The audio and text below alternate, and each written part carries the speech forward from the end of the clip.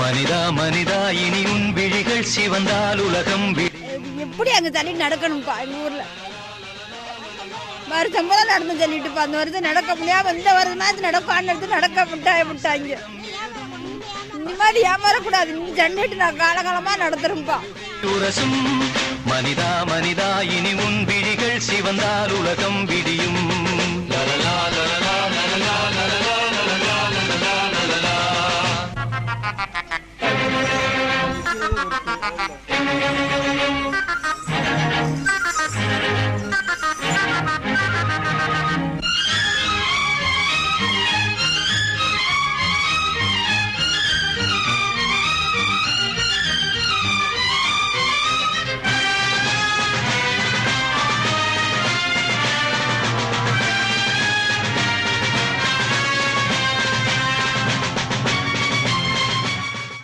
ரெண்டாயிரம் வருஷமாக நடந்துக்கிட்டு இருக்க ஜல்லிக்கட்டு இப்பொழுது நடக்கலை. சோழர் காலத்திலிருந்து கல்வெட்டுகள் அதுக்கான குறிப்பேடு எல்லாமே இருக்குது. ஜல்லிக்கட்டு நடந்திருக்கு, அப்போயே ஜல்லிக்கட்டு நடந்திருக்கு அப்படின்ற ஒரு குறிப்பு எல்லாமே இருக்குது. இந்த 3 வருஷமாக நடத்தாம விட்டதுக்கு காரணம் நம்ம கொடுமைப்படுத்துகிறோம் மாட்டை, அதனால நான் கேஸ் போட்டு தடுத்துருக்காங்க. ஆனால் இங்கே பார்த்துக்குங்க, இந்த மாட்டு மேல் தடவிக்க சந்தனம் வந்து கோயிலில் சாமி சிலையில் தடவிருப்பாங்க, பார்த்துருப்பீங்க நீங்கள். அதுவே நாங்கள் சாமியை நினச்சி இந்த காலை மட்டும் மேலே தடவி நாங்கள் அதை ஒரு சாமியாக பார்த்து கும்பிட்டுருக்கோம். ஆனால் அதை நாங்கள் போய் கொடுமைப்படுத்துகிறோம், அதனால் ஜல்லிக்கட்டை தடை பண்ணுங்க அப்படின்னு சொல்லி பீட்டான்ற அமைப்பு வந்து ஒரு கேஸ் போட்டு இப்போ ஸ்டே ஆர்டர் வாங்கி எங்களால் நடத்த முடியாமல் 3 வருஷமாக கஷ்டப்பட்டுட்டு இருக்கோம். வருஷத்தில் 365 நாள் அந்த மாட்டை வளர்க்குறோம் கஷ்டப்பட்டு. ஒரு நாளைக்கு கிட்டத்தட்ட ஒரு 100 கம்மி தான், ஒரு 200 ரூபா இதுக்கு செலவழிக்கிறோம். இப்போ நம்ம 364 நாளுக்கு எவ்வளோ கணக்கு பண்ணிக்கிங்க. அவ்வளோ காப்பாற்றி இதை பாகுபாடுபடுத்தி அந்த ஒரு நாளுக்காக கஷ்டப்பட்டு வளர்க்குறோம். அந்த ஒரு நாளுமே எங்களால் ஜல்லிக்கட்டில் அந்த மாடு அவுத்து விட முடியலன்னா ரொம்ப கஷ்டமாக இருக்குது. இந்த கவுரு வந்து ஒரு வாரத்துக்கு முன்னாடி தான் வாங்கினோம். இந்த கவுரு வாங்கின நக்கலை ஒரு நக்கலை, இந்த குஞ்சம் வாங்கின ஒரு நக்கலை மதுரையும் போய் வாங்கிட்டு வந்தோம். இந்த குஞ்சம் பண்ணுறதுக்கு ஒரு ரேட்டு, இந்த கவுரு வாங்குற ஒரு ரேட்டு, எல்லாத்துக்குமே ஒரு ரேட்டு. செட்டு இந்த 3000 ரூபாய்க்கு மேலே இவ்வளோ போட்டு வாங்குகிறோம் ஒரு நாள் கூத்துக்கு வரும். ஒரு நாள் அந்த 4000 அந்த மாட்டுக்காக செலவு பண்ணுறோம். இவ்வளோ செலவு பண்ணி இந்த மாடு வந்து கிட்டத்தட்ட வாங்கி 2 வருஷம் ஆச்சு, இன்னும் வாடி வாசல் போகல. நீ வாடி வாசல் போகும் அப்படின்னு சொல்லி நம்பிக்கைலாம் வாங்கி அந்த கவர்லாம் வாங்கி இப்போ மாடு சோடிச்சு வச்சு எல்லாம் அந்த மாலை கட்டி வாங்கி பண்ணி வச்சுருக்கோம். ஜல்லிக்கட்டு நடத்தணுன்ற ஒரு எண்ணத்தோடு தான் எல்லாமே பண்ணிகிட்டு இருக்கோம். அதாவது மக்களுக்காக தான் அரசு தவிர அரசுக்காக மக்கள் கிடையாது. மக்கள் சொல்கிறத அரசு கேட்கணும், அரசு சொல்கிறத மக்கள் கேட்டுட்டு இருக்காங்க. எங்கள் ஊரில் வாழையாக நடந்தது இப்போ சொல்லிட்டு 2 வருஷம் நிப்பாட்டிட்டாங்க. இந்த வருஷமாச்சும் நடக்கும் நினச்சா நடக்க விடாமல் செஞ்சு விட்டாங்க. அது எப்படி அங்கே தள்ளி நடக்கணும்ப்பா எங்கள் ஊரில். இன்னைக்கு நடந்தது இப்போ இன்னைக்கு சொல்லிடுறாங்க, நாளைக்கு சொல்லி நாங்கள் எவ்வளவா எதிர்பார்த்தாங்க என் மக்களுக்கு பூரா. அவங்க வாயில பூராமே மண்ணாளி போட்டு விட்டாங்க. இந்த பக்கம் எப்படி சொல்லிட்டு நடக்கணும் இப்போ எங்கள் ஊரில். இந்த பொம்பளை சட்டம் போட்டு எங்களை கட்ட சோற கத்தும். அந்த மாதிரி கட்ட மாட்ட போய் நாங்க போய் எதுக்கு இன்னைக்கெல்லாம் பார்த்தா லட்சம் இந்த இடத்துல நிக்க நாய் ஊர் இன்னைக்கு வாழாட்டுங்க போத சோறுல நாய் மாதிரி ஆக்கி விட்டா இப்ப எல்லாத்தையும் மக்களை பூரா. எங்க வீட்டுல 2 மாடு, ஒரு கோழி, ஒரு சாவ இருக்கு. பீட்டா கொண்டு வளர்த்துறீங்க. ஆமா எல்லாத்தையும் ஓட்டி அங்குற நாங்கள் வந்துறோம். எங்க சேர்த்து அந்த மாலை கஞ்சி ஊத்த சொல்லுங்க. சாகுறாங்க இதுல என்ன சாகுறாங்க? கஞ்சி ஊத்த சொல்லுங்க, நாங்க வந்துறோம். எத்தனை விதத்துல சாகுறாங்க, அதெல்லாம் சாவு கிடையாதா?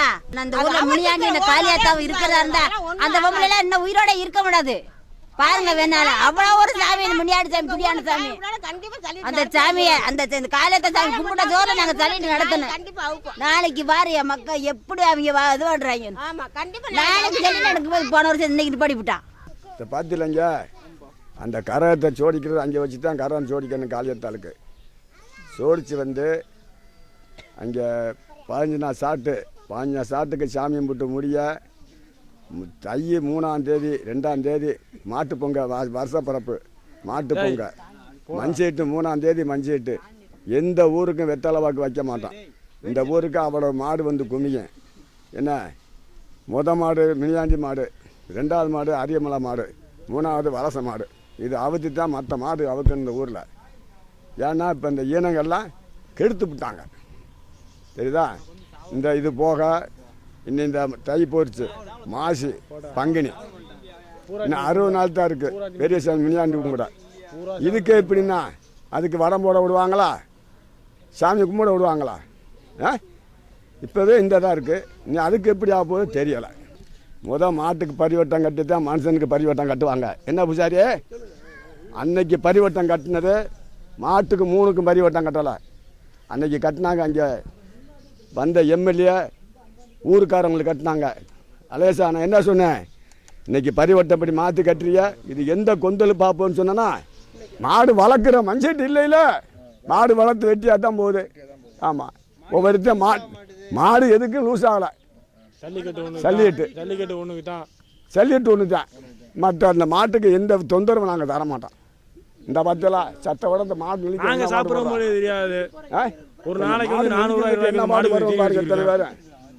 அப்போ இப்படி ஆளுக மாட்டை இனத்தை கொள்ளுவோமா? எவனோ காமுட்டா பேர் சொன்னான்னு இந்த இனத்தெல்லாம் அழிக்க பார்க்குறாங்க.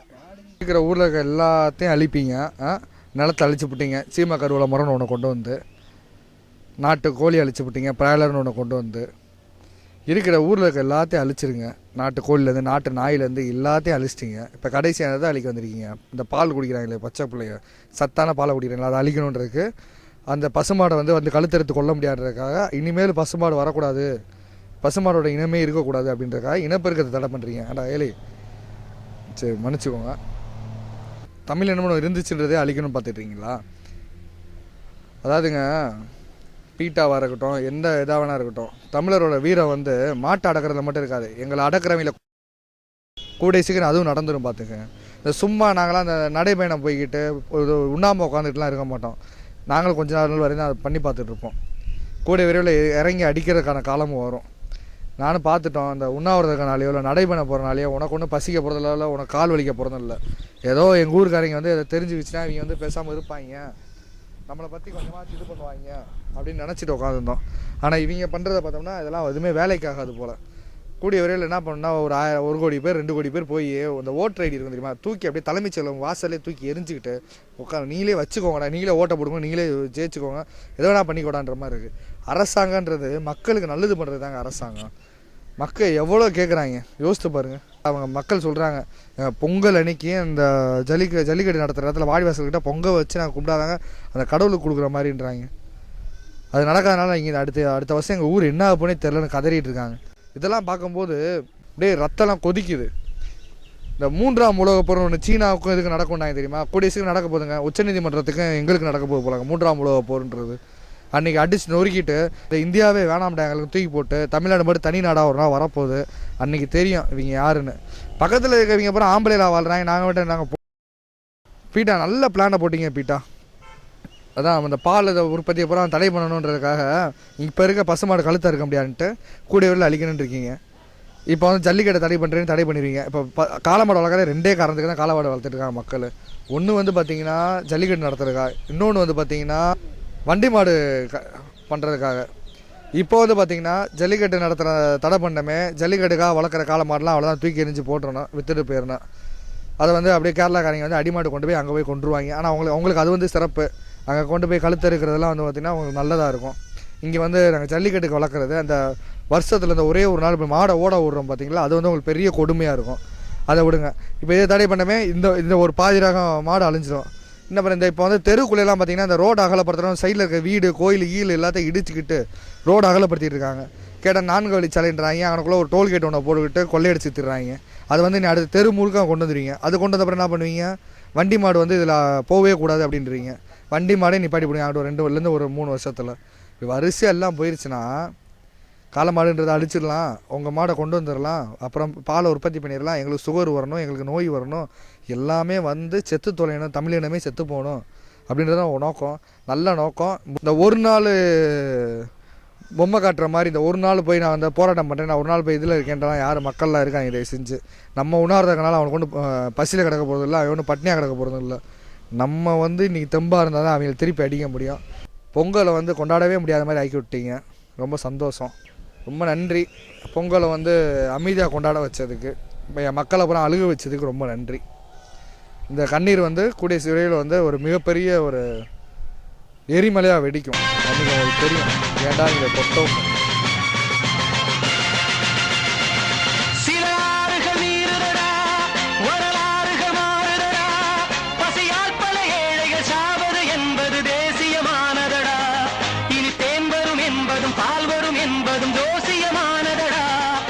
சாட்டைகளே இனி தீர்வுகள் என்பது சூசகமானதடா.